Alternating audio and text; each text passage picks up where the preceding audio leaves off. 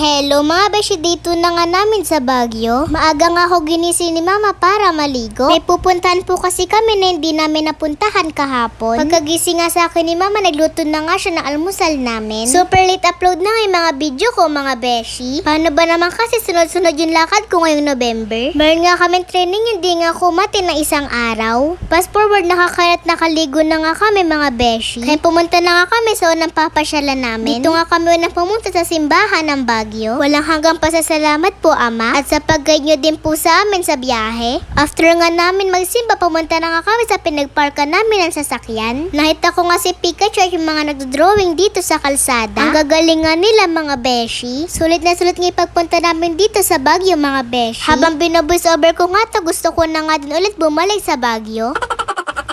Dahil nga sa pag-vlog ko, napupuntahan ko na yung mga gusto kong puntahan. Sa edad ko nga 9 years old, kumikita na nga ako, natutulungan ko na nga din yung mga magulang ko, mga beshi. Dead man na nga lang sa mga basher. Sabi nga po nila, more basher, more money.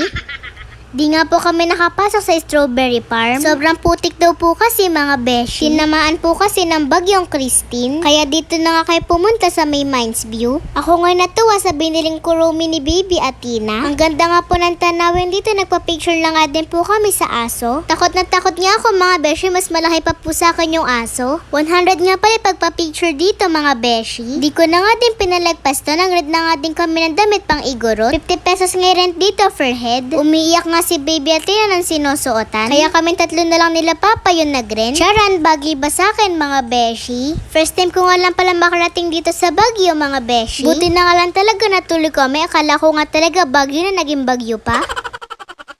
Nagpa-picture nga din pala ko sa may kabayo. 50 pesos nga kapag solo. Kapag family picture, 100 pesos naman yung bayad. Sulit na sulit nga lahat ang binayaran namin mga beshi. Dahil ang gaganda nga ng shot namin. Ang ganda na nga ng view, tapos ang ganda ko pa charot. O maglalabasan na naman yung mga basher ko dyan. Nagmerienda nga muna kami dahil nagutom nga kami kalalakad. Yung mga presyo nga po nila dito nag-start nga sa 50 pesos. Last day na nga namin sa Baguio kaya pumunta na nga kami sa bilihan ng pasalubong. Sobrang dami ko ang papasalubungan mga beshi. Meron pa nga kundi na bigyan ng pasalubong. Sa susunod naman kayo naman yung papasalubungan ko. Sakto lang kasi budget namin dito sa Baguio. Nag-rent din po kasi kami ng bahay. Babawi na nga lang ako sa iba mga beshi. Bumili nga lang po ako ng 2 strawberry jam dahil meron nga po akong pagbibigyan. After nga namin bumili ng pasalubong, pumunta naman nga po kami sa McDo. Kumain na nga muna kami dito bago kami bumiyahe. Kain po tayo mga beshi. Thank you po sa lahat ng blessings. Pauwi na nga kami yan pero ngayon nga lang kami pumunta sa Lion's Head. Buti na nga lang nung pauwi kami at saka umulan. Dahil may bagyong paparating na naman nga daw mga beshi. Nakita ko nga sila Papa na bumibili ng t-shirt. Bumili na nga din ng lollipop si Athena. Bumili nga din ako ng keychain.